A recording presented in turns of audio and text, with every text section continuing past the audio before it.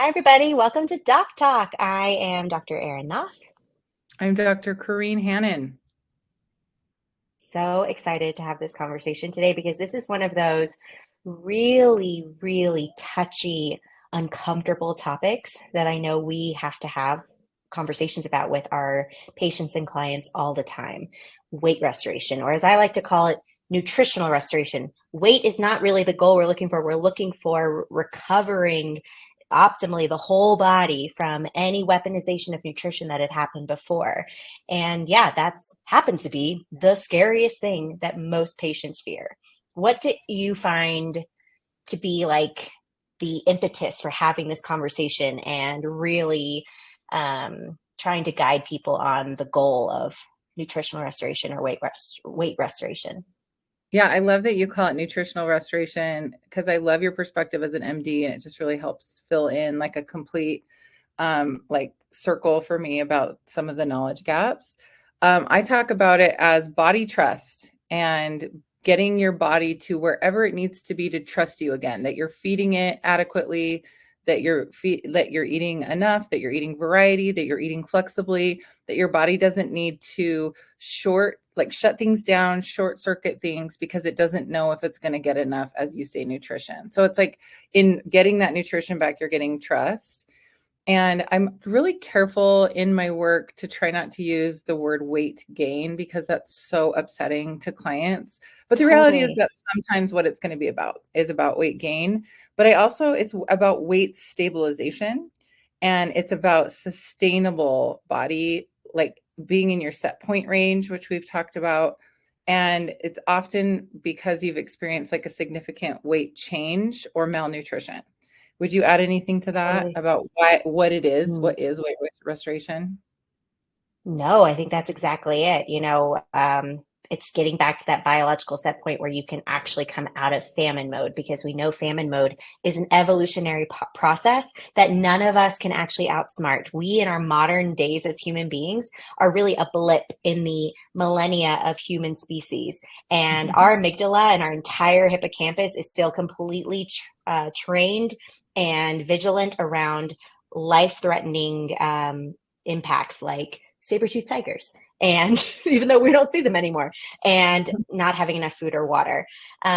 So by having any reduction of resources, that part of our brain is like, oh my goodness, I don't know when I'm going to get enough resources again. Let me shift everything internally in order to compensate and hopefully keep this human organism alive as long as possible until resources are plenty again. So it's really hard because people don't want to acknowledge that our brains are not controllable in that respect, that this isn't just a matter of willpower or mind power. Those are really wonderful concepts in many areas of our lives as humans in today's world, but it doesn't work when it comes to our deeper biological evolutionary processes. Beautifully said. And I think that moves exactly into why it's needed in eating disorder recovery. And I want us to make sure to cover all sorts of body sizes when we talk about this. But let's start first with, Yes. that sometimes it's because you're chronically below a healthy weight for you, or that you've lost weight or changed your weight through disordered behaviors, or that you failed to meet a growth trajectory. So can you fill in some of the blanks for us medically with any of those with weight restoration? And then I'll fill in the blanks from a Yeah. therapist perspective. Mhm. Totally. If anything, we already know that 6% of people with eating disorders are classified as underweight by a BMI measurement. And again, please stay tuned or watch our previous videos to know why we don't like the BMI. So that means most people don't appear malnourished as we expect them to. We expect malnourishment to be associated with an emaciated figure. That's not actually reality. You can be malnourished with any level of nutritional depletion and nutritional restriction. And that could be, again, using other behaviors as well. So malnourishment and the impacts on you biologically occur across the spectrum of body sizes and types. There isn't one type of person that gets it. So ER doctors, for example, have a really hard time understanding this. If I send someone to the ER to be admitted for refeeding supervision, they're like, but their vitals are fine, their labs are fine, and their body weight is fine. It's like, yeah, except guess what happens when you start introducing more nutrition after they've been completely restricting, perhaps? They are at risk of refeeding syndrome and they need to be monitored. So don't be judging a book by its cover. This is real.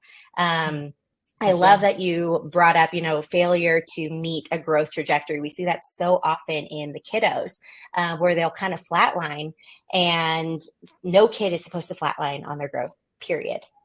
Period.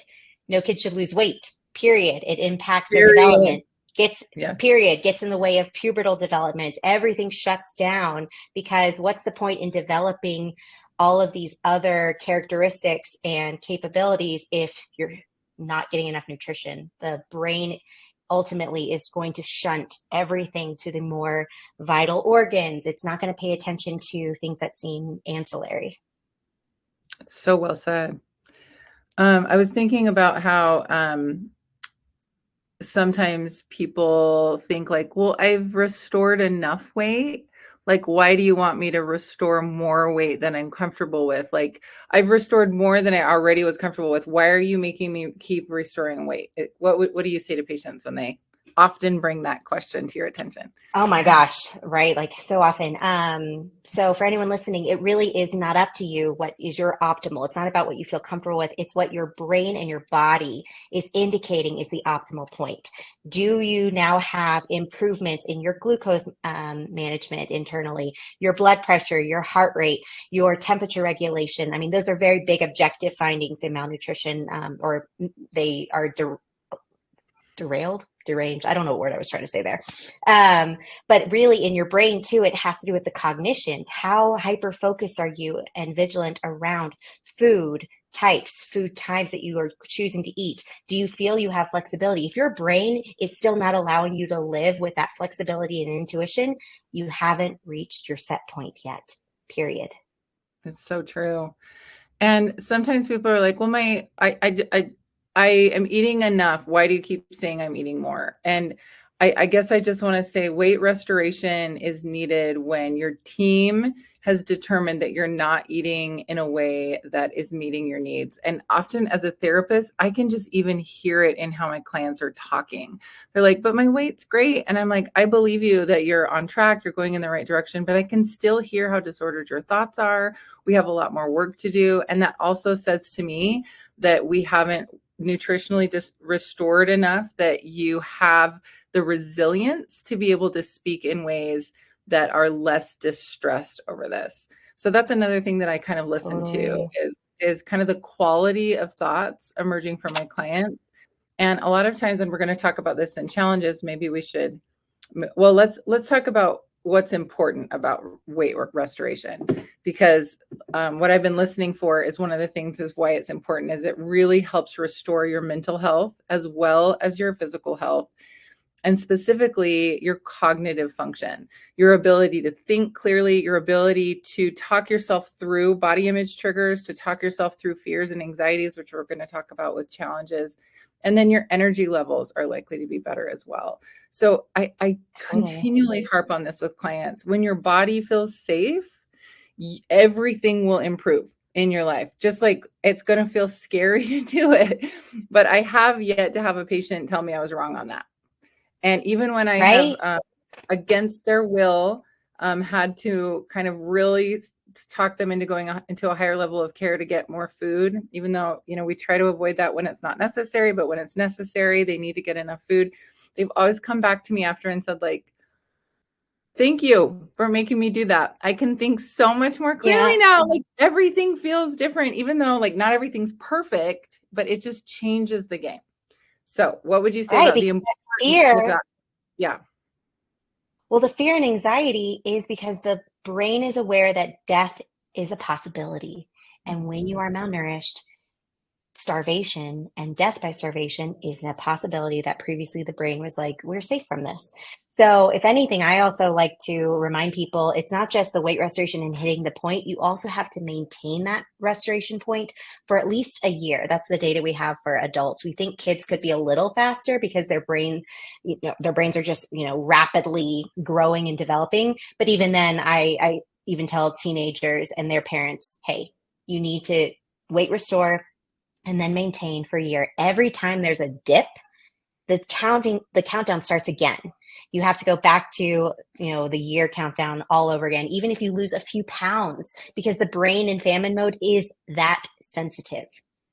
So Yes. it's so essential. Like, we cannot outsmart biology, nor do we want to in this instance. This is our bodies cueing us into this is what really matters. And everything else in the world is noise that is threatening our existence as human beings. I know we talk so much about what does culture tell us to do, what is, especially diet culture, and, the overemphasis and morality of exercise and always striving for thinness, or you're not treating your body like a holy temple unless you are only eating clean foods and only working out, 5 days a week. That is actually BS.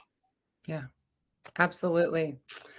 Um, yeah, I couldn't agree more. And it's really, really hard though for people to sometimes hear what is clearly the truth for us for working with this on a daily basis when there's so much noise. So maybe when we talk about challenges to weight restoration, I'll just start with the noise of cultural and social media and diet culture and all the expectations that are really, really not good for us, right? That currently the societal expectation of the idealization of the female body or is about thinness, or hypermuscularity in certain areas, or like fat Totally, deposits in for certain men, areas. yeah. But then, yeah, just like this hourglass figure, whatever. I don't know. It changes every 5 to 10 years. And it's really Yeah. important to be nourished first, because then you can do the important work of deconstructing the lies you've been sold. It's very difficult to deconstruct the lies that you've been sold by multi-billion-dollar companies that are constantly barraging you with messaging and images if you're not well. Like if you're not eating enough, if you're not eating regularly also, like, and I really want to emphasize that it's not just about not eating enough. It's eating in ways that are disordered and dysregulated, where you're dysregulated and your brain and body don't feel at ease. They don't feel safe. They're in fight, flight, freeze, fawn mode. And frankly, yeah, your cognitive function drops, because all of our cognitive function drops when we have a stress response, when we have a fear response, when we're Yes. fighting with our partners. Our IQs drop like 15 points, like a standard deviation. We become 15 points. 15 points. We become Wow. amygdala based, and our frontal lobe goes offline. So we just become dumber. I don't know how else to say it, when we're scared and frightened and afraid. And so what happens with disordered eating and lack of availability of glucose and that stability in your body is that you're less likely to think and behave in ways that are better for you, that are wiser for you.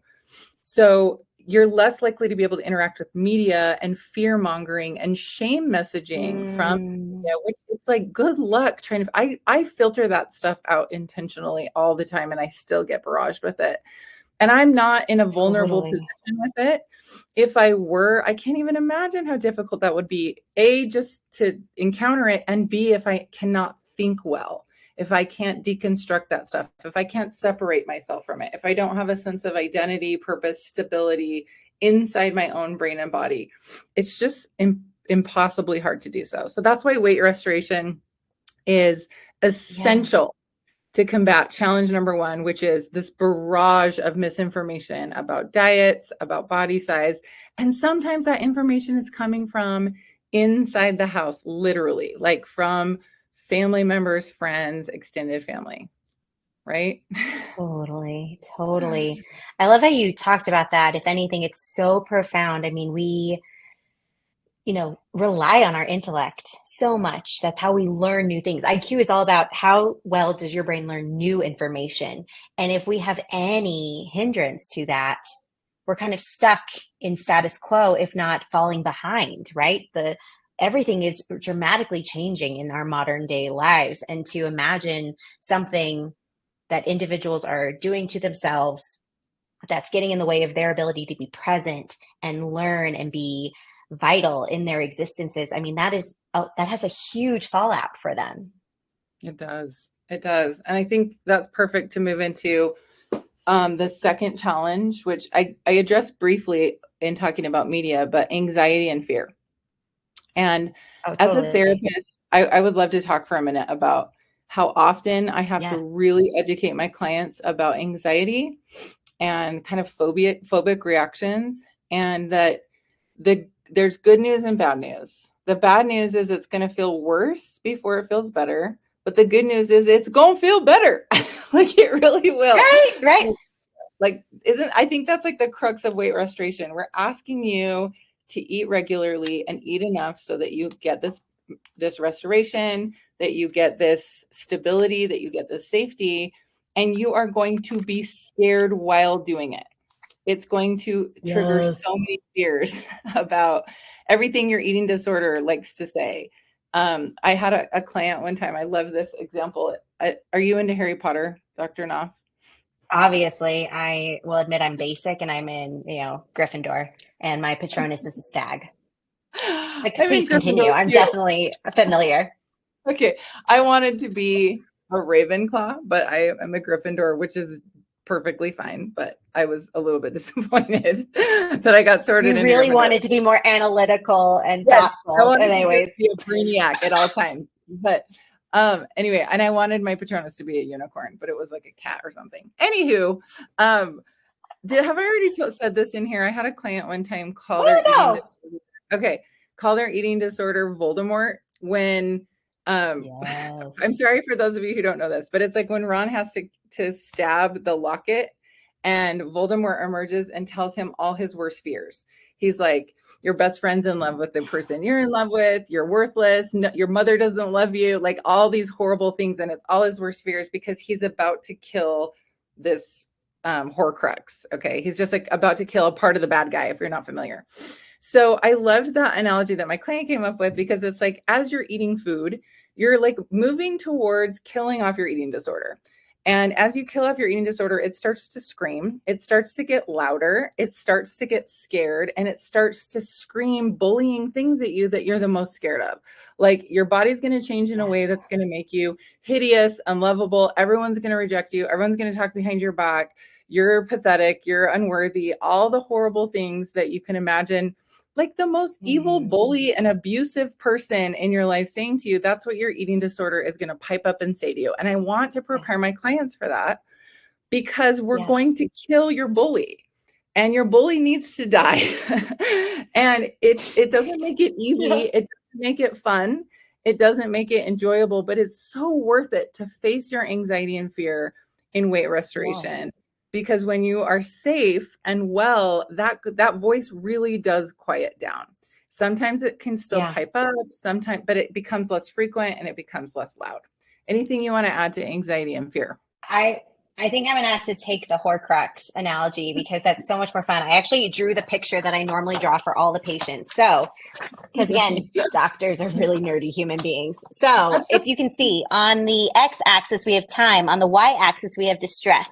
When you are most starved, you actually don't feel much distress because you're completely numbed out. As you're weight restoring, it starts to increase. And what you see here, this is the line where someone hits weight restoration.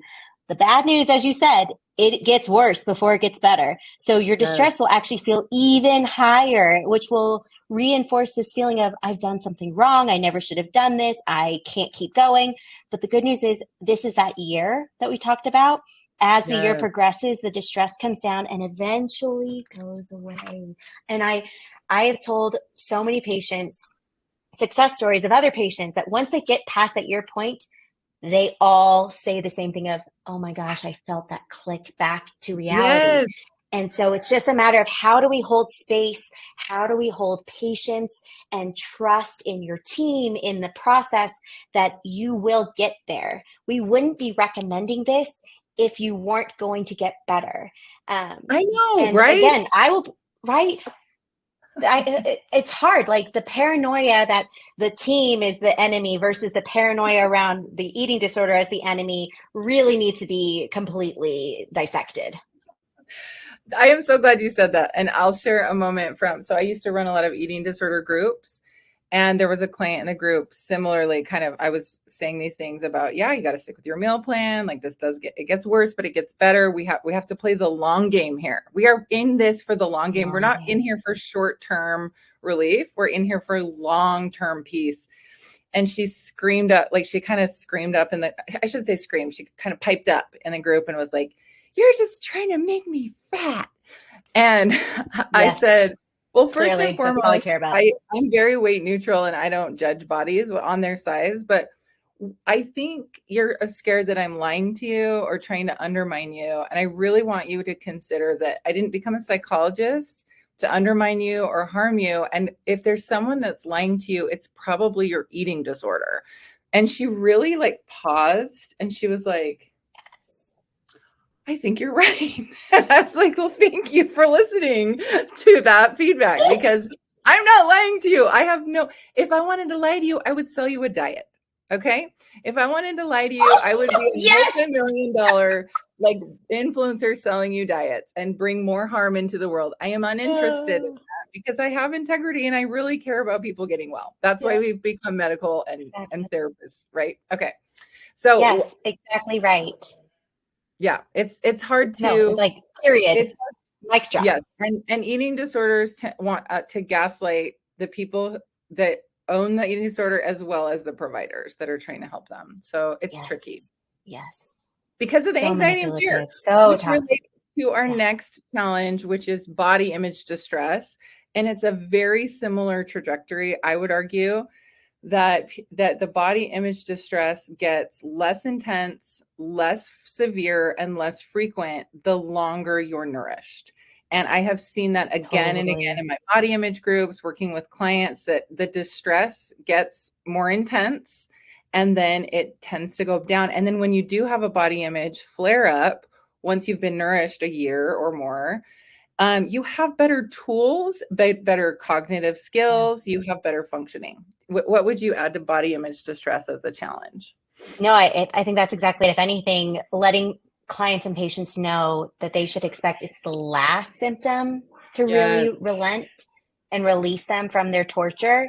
That can really help. If anything, another analogy that I've heard patients say when I used to lead an adolescent group, they talked about, I think it was Twitches with Tia and Tamara Mowry. And there was like this big purple smoke thing that like just destroyed anything it touched.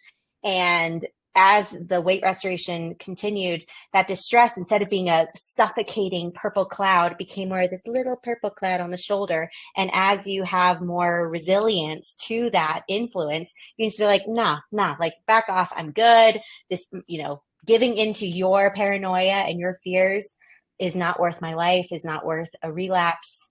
And you really Yeah. can have more sustained success.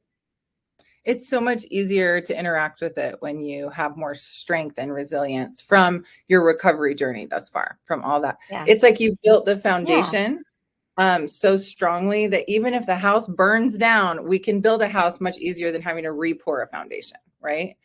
And Totally. I'm I mean, so we glad all you know. Go ahead. I was just going to say, I'm so glad you said that's the last thing to change. It is absolutely the last piece of the recovery journey. Yeah. Yeah. I think it's, really easy for us to recognize low resilience in toddlers, right? Like how many meltdowns do toddlers have? I have two toddlers. But when do they happen the most? When they're cold, when they're tired, when they're hungry, when they're feeling pain or distress.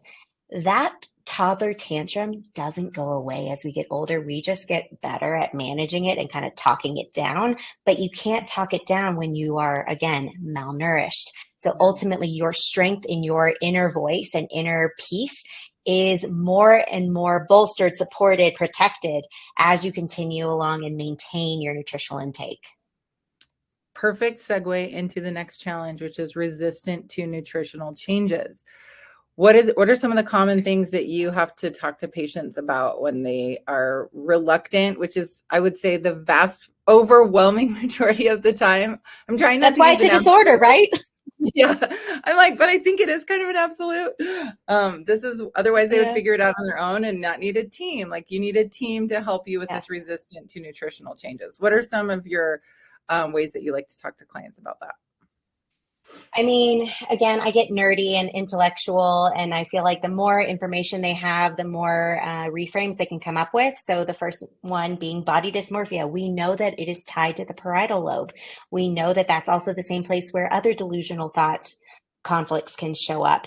And it is a direct result of that malnutrition. So ultimately, reminding them that they need some space between what their minds tell them about in their analysis or evaluation of their body, that they are likely not accurately seeing themselves the way they really are occurring in the world.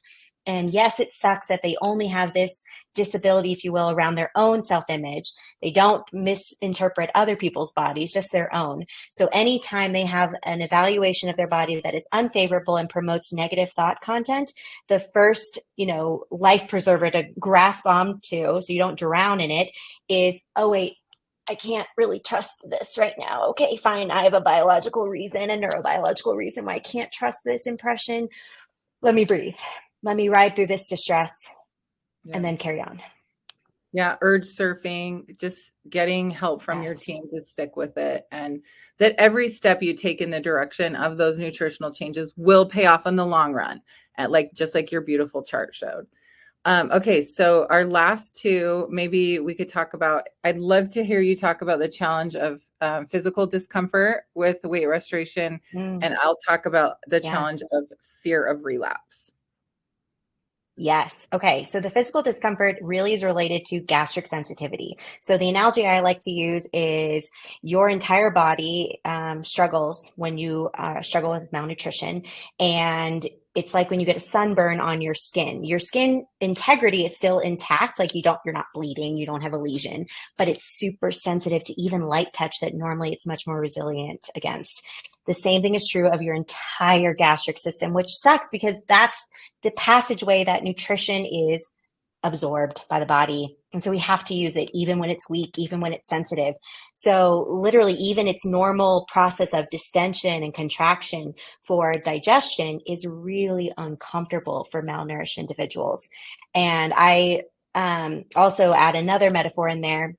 It's kind of like if you do PT. If someone was, unlucky enough to be in an accident that broke every bone in their body and they had to have full body cast, when that cast comes off, they would feel immense pain every time they tried to move their arms, their legs. Walking would feel impossible.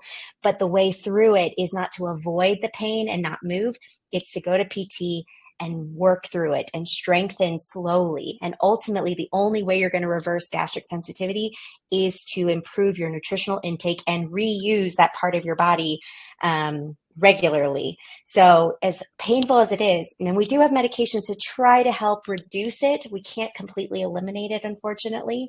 But I think just being able to normalize and validate that this is hard and painful. And yes, sometimes the meal plans to overcome the hypermetabolic state of an individual who's malnourished is bigger than any average person could really consume.